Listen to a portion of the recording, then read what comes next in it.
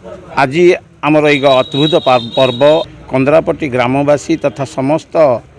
पिला छुआ माँ बापा माने समस्ते मिसी विगत 35 वर्ष हेब ए अंचल महिमा धर्म को अवलंबन करी स्वतःप्रवृत्त भाव निष्पृह भाव अनंत विश्व ब्रह्मांडर जगत कल्याण करुथिबा ब्रह्मावदूत बाबा महोदय मानकर संस्पर्श रे आसी साधु जे मलय पवन काष्ठ को करती चंदन यही गुण को आधार करी प्रभुंकर मुख निसृत वाणी अच्छी जे जेतेबले जगन्नाथ स्वामी दारुभूत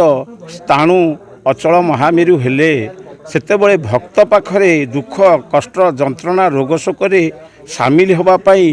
भक्त को आउँसी देवाई आलिंगन करने कौनसी आउ अभिव्यक्ति रहिला नाही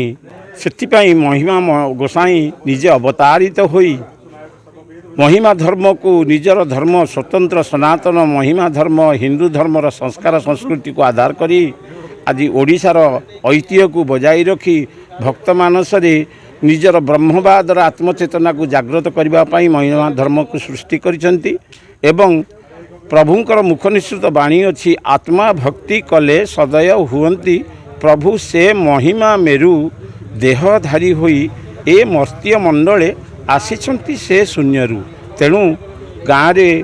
गोटे राति एवं घर मध्य गोटे मात्र थर भिक्षा पानी ग्रहण करी ब्रह्मावदूत कुंभीपटधारी बकल भेकबानारे आज जनमानस आदृत होइतिबा ब्रह्मावदूत बाबा महोदय होउचंती ही प्रकृत ए जगतर दुख कष्ट एवं पाप जंत्रणा को दूर करने एकमात्र आधार समस्त भक्त मानक निकटरे से जागृत रही चिर सर्वदा तांकर दुख सुख भागी होगापाई यही महिमा धर्मावलंबी ब्रह्मावूत बाबा साधु एवं भक्त मानक मानसरे आज सुधा प्रतिबिंबित जहां आधार करी कंदरापट्टी महिमाश्रमर समस्त कर्मकर्ता महिमा परिवार एवं मोर जो सान भाई देहांत होईगला गत वर्ष तार दुख कथा कौन कहि गोटे अभाव शून्य स्थान आज महिमा परिवार होईची तेणु ताकू पूर्ण करने प्रभु तार आत्मा को सद्गति करंतु एवं ये जगत भितर कंदरापट्टी ग्रामवासी समस्त मध्य यही आत्मचेतना आध्यात्मिक परस प्रभुंकर आशीष कामी हो